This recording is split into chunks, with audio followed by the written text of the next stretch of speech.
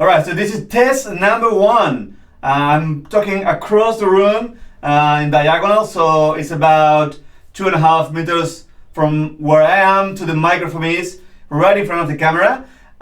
This is test number 1 with no panels at all. And now let's do the test with the panels. Alright, so this is what it looks like and what it sounds like from across the room, same microphone, everything exactly the same, except now I'm surrounded by panels, 8 panels to be precise. And let me tell you, I don't know if you can hear it, but it's sounding amazing in here.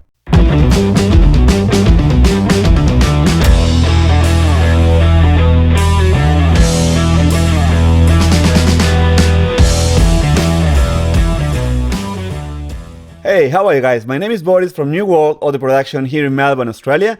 And today I want to show you in this video my new acoustic panels. Yes, the ones that you can see all around me. I made these acoustic panels by myself. So this is my DIY project.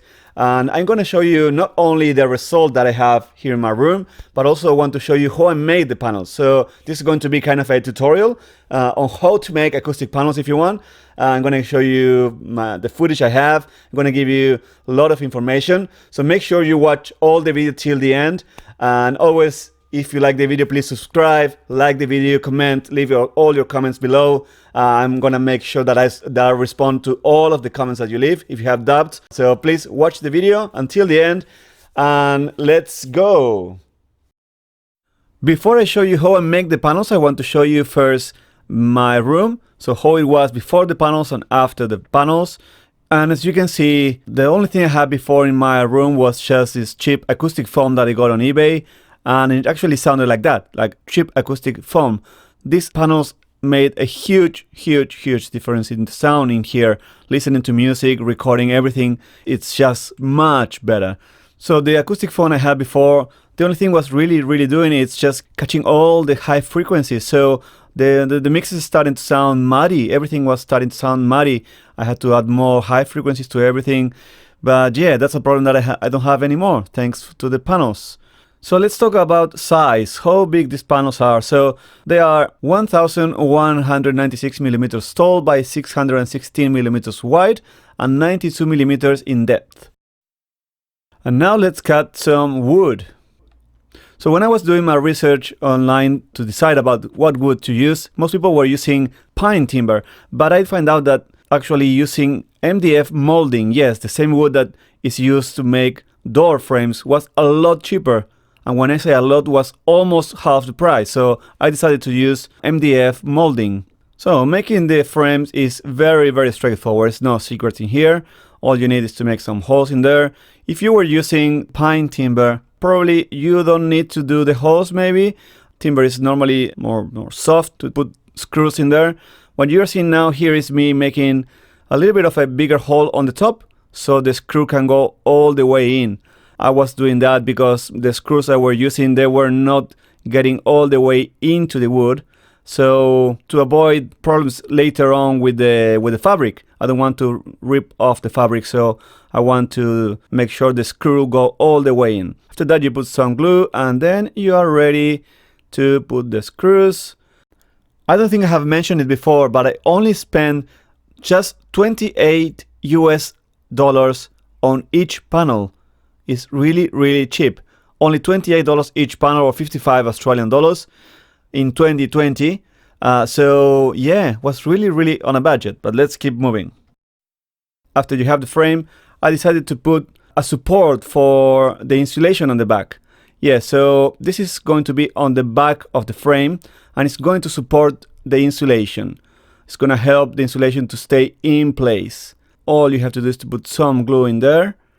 And after you have done it on 2 sides, so you want to make sure that you put 2 of these, one on the top, one on the bottom. And now you're going to see what I'm talking about when I say top and bottom. So it's one on there, it's another one right there, you do the same. And this doesn't have to be exactly in one position, as long as it's close to the top and close to the bottom. After that, you make another hole, put another screw, and basically you have one frame ready to go. Here I'm doing it again, so I'm just making sure there is room for the screw to go just at the same level of the wood. I don't want to have any screw heads over the wood, so just to make sure that it's not going to rip off the fabric. And now let's make another 7.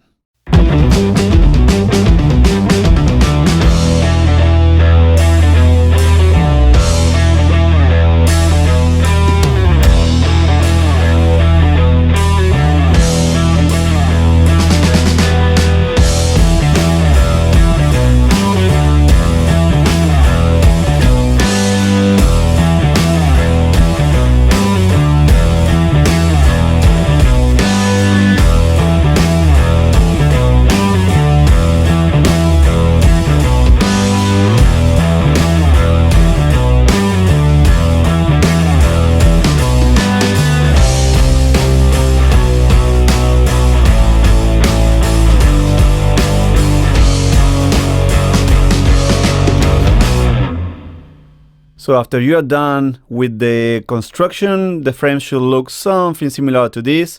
And now you are ready to start filling them up with the insulation.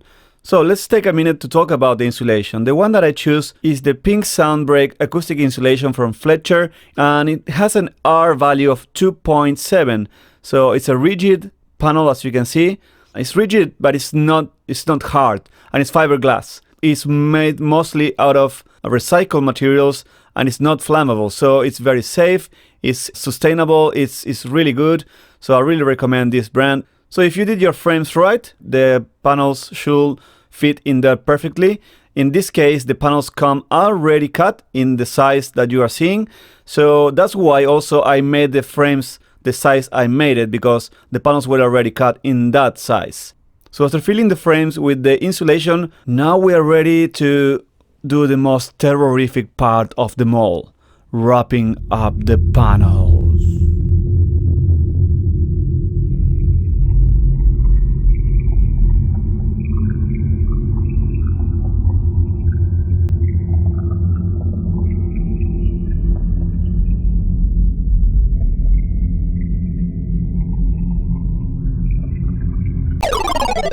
Wrapping the panels was by far the most difficult part to make.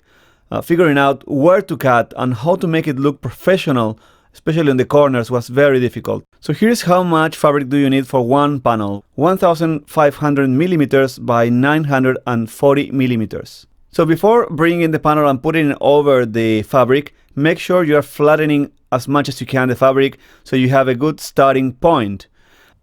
And you can use any fabric you want. Any fabric you want, as long as it's breathable. To know if a fabric is breathable or not, the thing that you have to do is bring the fabric close to your mouth, you blow air, and if you can feel the air on the other side, then it's breathable. That is basically all you need. For example, vinyl fabrics or leather, they are not breathable, so don't use those. So after that, you can bring your panel and make sure that you put it in the middle. It seems very obvious, but don't forget to do that, right in the middle. And don't put it right at the edge. Make sure that you leave at least 2 fingers distance. All right. After that, you can bring your panel down, and now you are ready to start cutting some fabric. For this, I'm going to use this scrap wood that I have, and make sure that it's the same size as your frame. Can be any piece of wood, as long as it's the same size of your frame. So what you want to do is to put it on the edge of the frame and very carefully bring it down like this. Make sure that you have 1 finger distance between the scrap timber you have and the frame. This is gonna be very helpful later. So after that, you're just gonna cut a little piece over there on the top, right on the edge of the scrap material that you're using. You can take it off, and now you're gonna cut almost all the way. Be careful not to cut all the way. You should have a result like this, and it's roughly around 2 fingers distance to the frame. All right, 2 fingers there, 1 finger here. That is roughly what you should end up with. On the other side, you do exactly the same. Bring the same piece of wood, put it down, you have the 1 finger distance, you make a little cut on the top, but before you move that, you have to make another cut on the other side. So this time, again, you have to measure at least 2 fingers. Could be more. Make sure it's not less than 2 fingers, okay? Now you take the piece of wood, you complete the first cut. It's the same as the first one, so make sure that you cut not all the way. Remember to leave the 2 fingers there. And the other one, you can cut it all the way. This doesn't have to be a precise cut, doesn't have to be very nice, doesn't have to be anything. Remember, this is going to be all cover, all right? Nothing is going to be visible. So after that, you make the other 2 sides. Remember to leave the 2 fingers in there. And on the last corner, the same thing, another 2 fingers in there. And you should end up with something that looks like this. So now you are ready to start stapling. So grab one side, right in the middle, push firmly, and put the first staple right there in the middle. After that, you put another one on the other side, but not all the way to the corner. Make sure that you leave some space in there. You're going to need it later, all right? So don't put it all the way in the corner, but very close. And do the same on the other side. Not all the way, but very close to the corner. Push firmly the fabric and put the staple. And now what you want to do is to put another one in the middle. And always go like that, in the middle. First, you have to see where is the middle, right there. Push the fabric and put the staple. Again and again and again, always in the middle. So how do you know how many staples do you have to put? Well, there is one simple test that you have to do. On this side, I haven't finished yet. And the thing that you have to do is try to pinch. When you pinch the fabric and you get that wrinkle, you can push the fabric, you need another one there. On this side, I finished. So if you try to pinch like that, you are not going to be able to do it. That means that it's done. So you just put as many staples as you need. Now you're ready to do the other side. And for this side, you want to do exactly the same, except that you want to push very, very firmly. This is your last chance to get rid of any wrinkles that you might end up having at the front. But also you want to make sure that you are not overdoing it. Otherwise, you can rip off the fabric. So make sure that you make it firmly, but not very, very hard. And again, you just put as many staples as you need. So this is probably the most difficult part of them all, trying to get the corners right. There is a lot of testing before doing, all right? So always before you are going to put the staples in there, always make a test. Make a test and see if you have enough fabric there to wrap up everything. And remember, everything has to be wrapped into the fabric, all right? So you ended up with a clean corner in there. It's like doing a Christmas present or something like that. You want to make sure that you put all of the fabric inside. Nothing has to be outside, all right? So you ended up with something like this. So after you have done the test, now you are ready to actually do it for real and start putting some staples in there. So now that you have tested and you know that it's going to look good, you've put your first staple over there just to keep it in place. Grab the other part, make sure that you have this little triangle in there.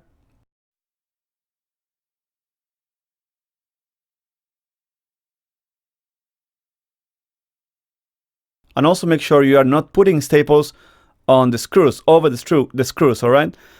Otherwise the staple is not gonna fit in. So after that, you can now cut all the pieces that are over there. You don't need that. Cut as much as you want. Remember, nothing of this is going to be visible.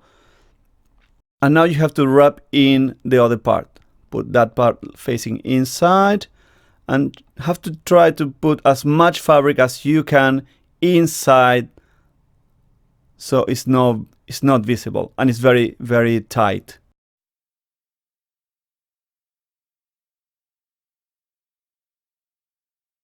Take your time, don't rush this part because it's very important to get the corners right. So once you have it, make sure that you are pushing all the way, and now you're going to put the staples right there. Make sure you are pushing it and it's very tight. And once you have it, in a quick move, you grab your staple machine and you put a couple of staples over there. One there, another one over there. And that's it. And now one more on the other direction, right there on the top. And that's it. You got your corner ready. Now it's time to do it again another 3 times.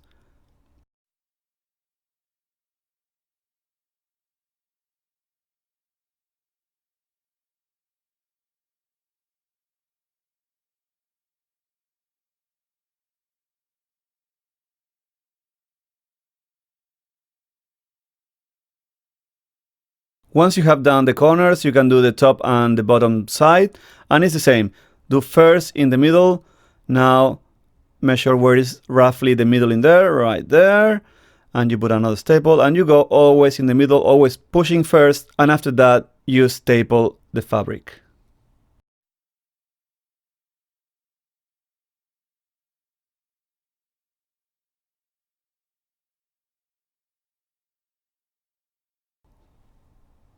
So after finishing that, you should end up with a panel like this. Acoustic panel that looks like this. Corners are like that. It's very, very, very, very good looking.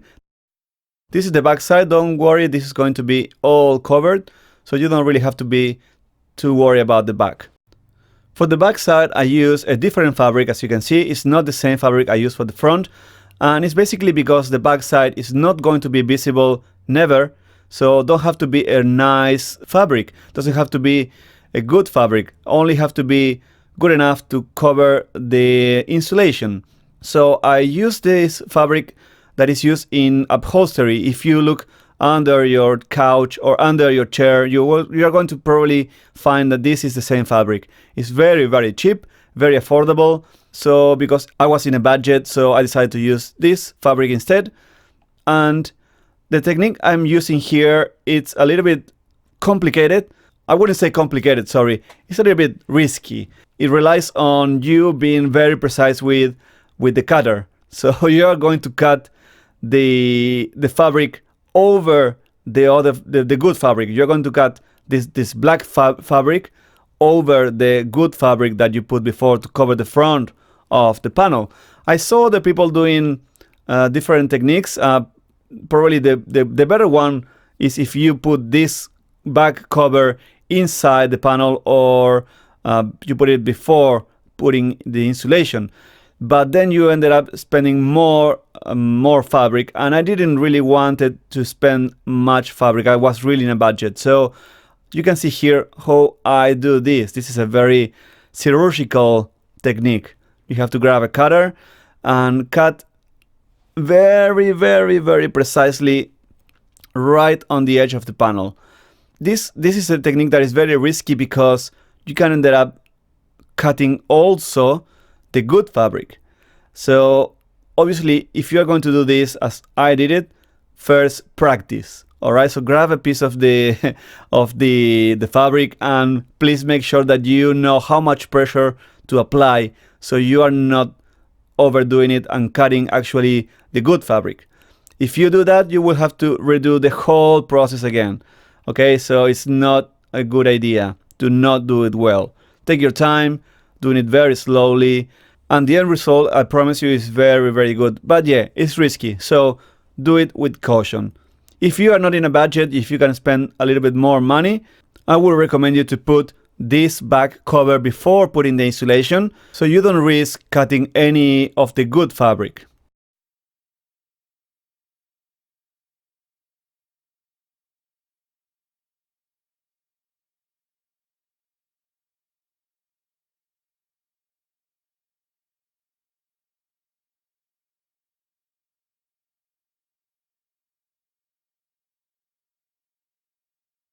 So once it's done, this is the end result. As you can see, it's really nice, looks very good.